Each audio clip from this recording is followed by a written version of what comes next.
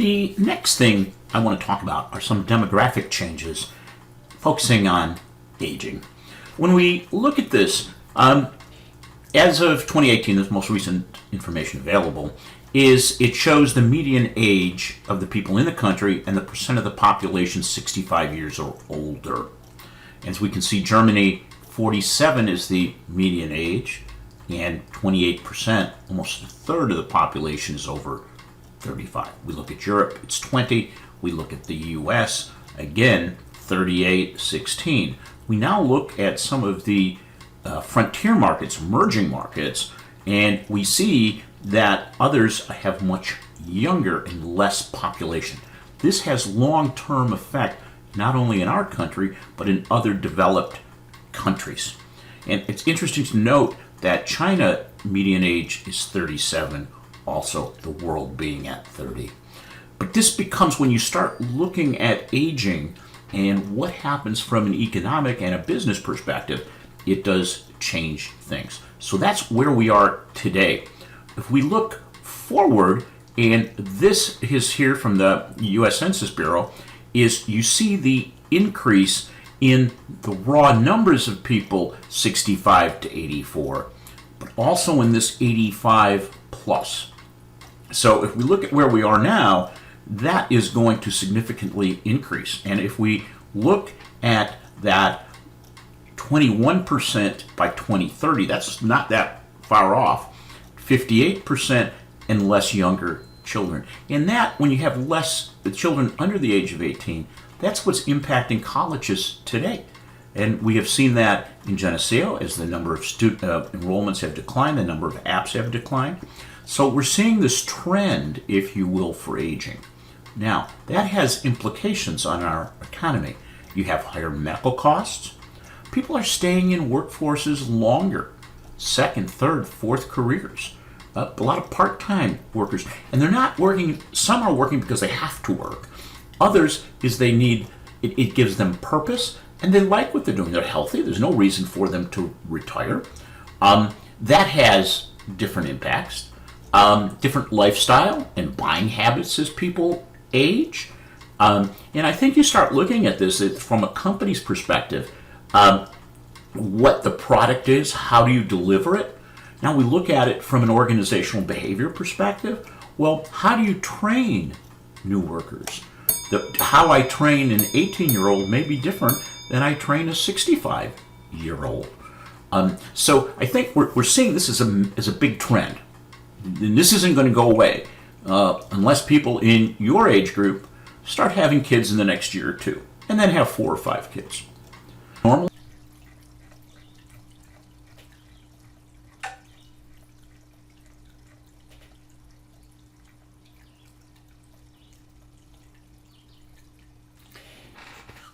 this chart, which just came out the other day, looks at the change in U.S. populations going all the way back to 1790, one census to another.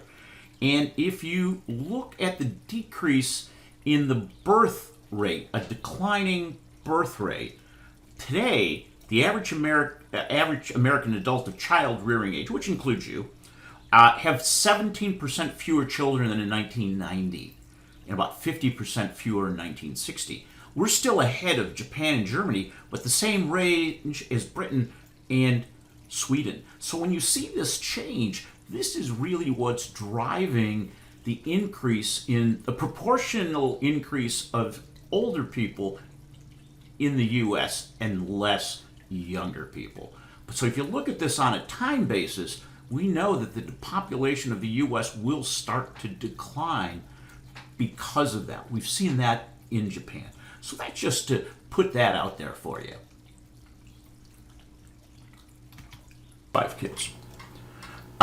When we look at this chart, this is another scary chart here, and when we see Americans age 20 to 64 declining, and we see those 65 and older increasing, we can see some connections back to when recessions had happened and how it's going to move. But again, this is a big piece of America in millions of people. Take this one very odd thing is that U.S. home sales by decade, and you can see the number of new homes built. But now what you're seeing is as seniors age out and move out of homes into apartments with family communities, a lot of homes are going to come on the market. So this is going to totally change the dynamic of housing, where housing will be, especially in major cities like New York. The other thing that is changing, and this is in the U.S., is the mix of our ethnicity. And as you can see here, the white, non-Hispanic is declining between now and 2050, to 46, significant increase in Hispanic, and the others remain about the same. So again, there's this changing mix, older, more diverse. Over the summer, we had the Black Lives Matter, and that's moving. That is not a trend that's going to go away. Again, this issue of systemic racism, I mean, when we're looking at it, it's a real situation, and businesses are addressing this both from a product development, a financing, HR opportunities for people within the firm. And I think I look at this, there's really becoming anti-racist, and you're going to hear a lot about this over the next year or two, especially here at the college, is fear, learning, growth. Okay? And this first one is I deny it even exists. I don't ask hard questions. I strive to be comfortable. I talk with others who look like me. Okay, moving on to learning, I recognize it's a problem. I seek out questions that make me uncomfortable. I understand my own privilege in ignoring racism. I educate myself. I am vulnerable about my own biases. For those of you in organizational behavior, we're going to look at implicit bias. I listen to others. Then there's the growth zone. Okay, identify how I may be doing things. How do I educate people? I don't let mistakes deter me from being better. So I think we're in this process, and it's important for the continued growth of our world, but our growth of our economy and the growth of business. And how a company embraces this or doesn't embrace it will determine their future. So that when we're looking at this from a financial statement analysis perspective, this does have meaning. So those are some of our demographic changes. The next thing that we have is climate. And a lot about this, but I'm just going to present a few pieces here, and we'll be looking at this in more depth. There is more information available in Canvas. And it's growing. Okay, we have clearly seen an increase in global temperatures, but what this results in is heat waves, floods, drought. It's non-linear. Okay, it's expected that the temperature to increase between 1.5 and 5 degrees Celsius relative to today in many locations. And what we can see is that the warming is happening in the most poorest and vulnerable populations. But go back and look at how many people live in these areas here. This is a lot of people. But the long-term effects are huge. So the thing is this, with this global warming, and let's just give you what this greenhouse effect is that the sun's rays, right here, pass through the atmosphere, and some are reflected into space, allowing Earth to cool. But some are trapped by carbon dioxide in the atmosphere. That causes, this increased carbon dioxide causes more heat to be retained and temperatures to increase. So that's what we're looking at there on a very simple English basis. Now, when we look at some of this, and this is as of, it was released on Thursday, where do we have droughts?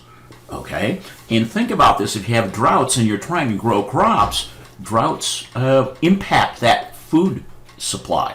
And when we look at exceptional drought, we look at a good piece of our country is experiencing exceptional extreme.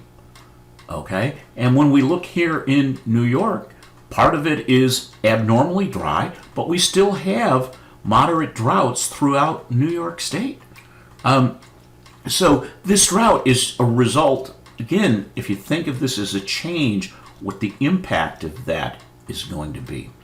I want to take a minute and just talk about how a changing climate can impact different systems. Okay, and if we look at the world is made up of a number of systems, it can help us understand. The first one, livability and work. Okay, and this example here, and this is the 5 systems: livability and work, food systems, physical assets, infrastructure, natural capital. So India, likelihood of experiencing a lethal heat wave in climate-exposed regions. Look at the percent of that growing over a period of time. Now, only 10% of Indian households owned an air conditioning unit. Look at the number of people who living in these areas. That's the size of the entire United States. Food systems, global bread baskets, okay? And again, we see that 60% of global food production occurs in only 5 regions. Okay, if the harvest, the likelihood of it happening at least once per decade, look at these numbers. 10, this is big. So what we have is the impact on food system. What we eat, where we grow it, how do we get it to the consumer? We look at physical assets, sea level rising. Okay, the number of residential units above high tide, huge. 100-year storms, we've had them. Infrastructure services, flooded areas in Vietnam. Okay, number of people going to be impacted, 10 to 13 million. 10% of India to be negatively impacted by heat. 60% of our food production impacted. Florida flooding, 200 billion. 10 to 13 million in one city alone with the floods that impact the infrastructure. Glaciers, the rising. I can tell you I've personally been on glaciers in Iceland, and I can tell you they're melting. Okay? And if you think about what that means is, one, a lot of people do get water from glaciers, but more importantly, as glaciers melt, okay, that's fresh water, and if you're looking at it off Iceland, what's happening is these glaciers melt, that's cold fresh water with mixing with warm salt water as the Atlantic current moves up. Now, when you put them two together, what happens is you have a reversal in the trend, so that instead of it moving up, it's going to move down, again, bringing flooding. So these are some of the systems that are impacted by that. So when we look at this, we have the cost of adapting coastal levels to rising sea levels, relocation of whole towns, shrinking productivity of harvest. Prices of basic foodstuffs and consumer goods will rise. Who will be most adversely impacted? Extreme meteorological phenomenon. Disease will spread due to higher temperatures.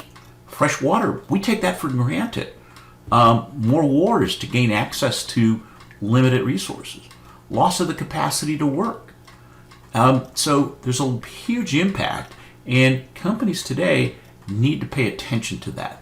Whether you like it or not, it's real. There's some additional resources that I've put there on. The next trend that we're seeing is disruption, whether that be innovation, artificial intelligence, digital transformation, rethinking, reimagining.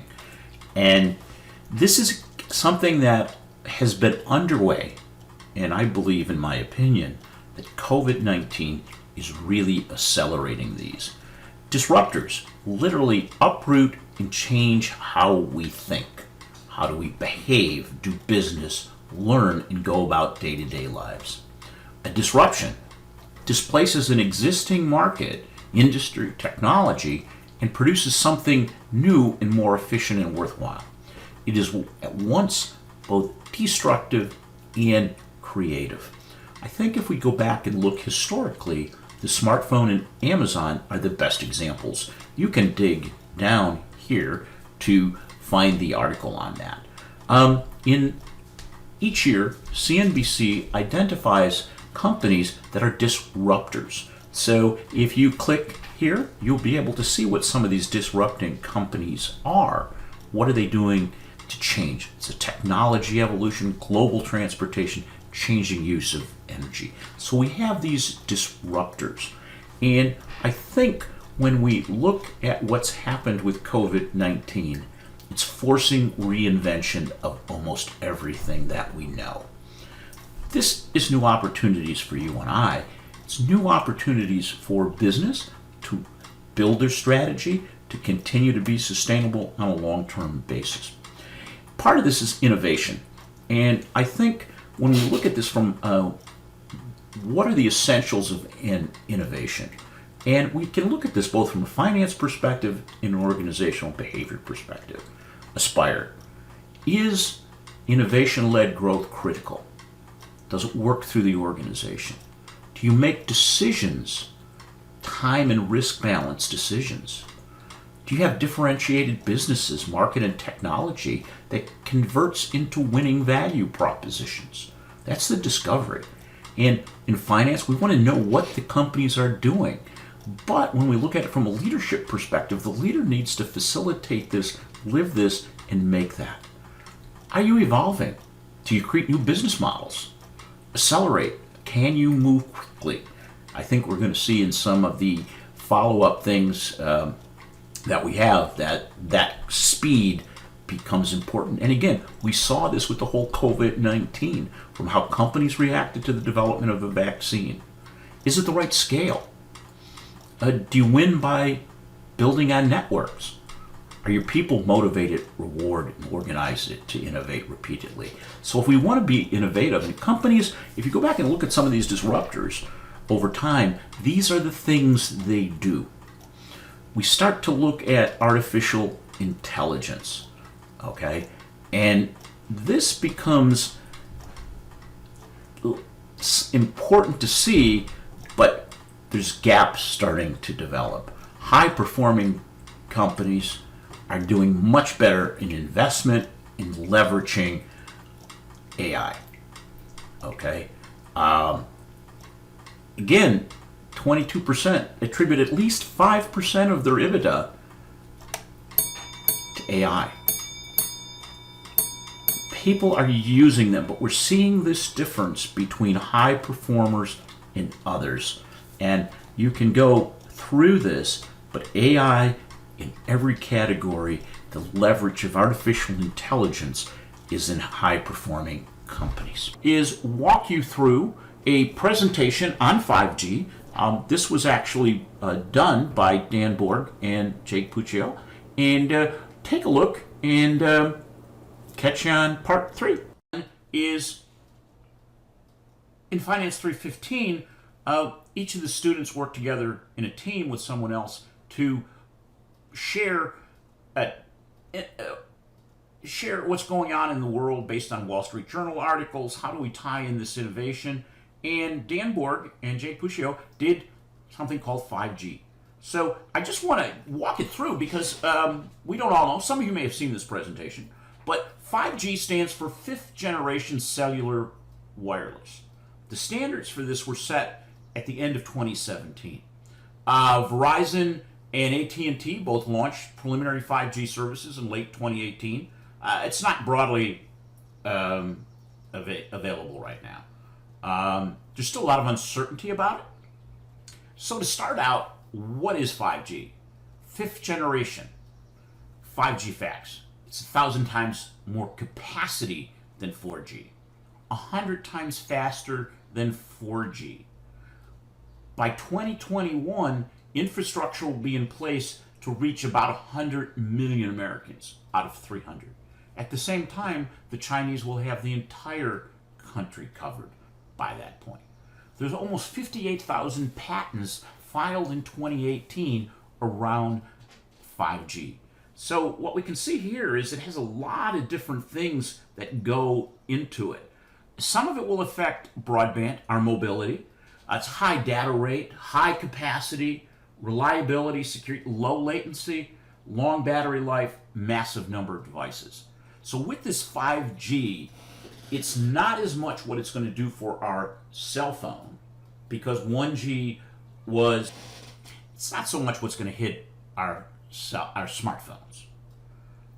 Take a look for factories. The response time for more efficient work on the latency, combination of wireless charging and connectivity will allow mobile robots to remain on the job at all times.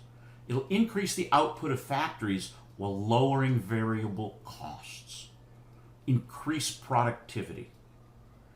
For doctors in medicine, it connects patients at home with doctors to streamline service, improve care for patients that are hard to move, allow doctors to perform surgery from around the world on patients using surgery machines. So a surgeon in Rochester could operate in someone in South Africa. It's going to allow EMTs and paramedics to connect hospitals, to start treatment faster, and to provide with the guidance they need, the speed and capacity. For cars, this is going to be a huge deal. It's more reliable. And essentially, think about this, it's going to provide a more complete experience, but driverless cars are the big thing with this. And with this additional speed and capacity, it will be able to get more information about traffic hazards faster. So if you're driving one of these you're not driving, you're sitting in a self-driving car, it is going to be able to respond to an obstacle or a situation much, much faster than 4G, thus making it more profitable. When we keep going, it's going to be used in sports. We've already seen some of that. South Korea at the Winter Olympics. It's a host of cameras and sensors throughout the venue. So you can literally run with the sports person. They experimented in the 2019 All-Star Game. You can get statistics on your phone. So there's a lot of use for it. This will disrupt process. For, say, surveillance. Surveillance cameras on city streets are going to be able to automatically identify criminals with facial recognition. That's a little bit scary. They can track individual behavior, personalized coupons, and stores can be set up anywhere without cashiers, like the Amazon Go method, just grab and go. So that is a big piece of that. And let's take a brief look at this Amazon Go.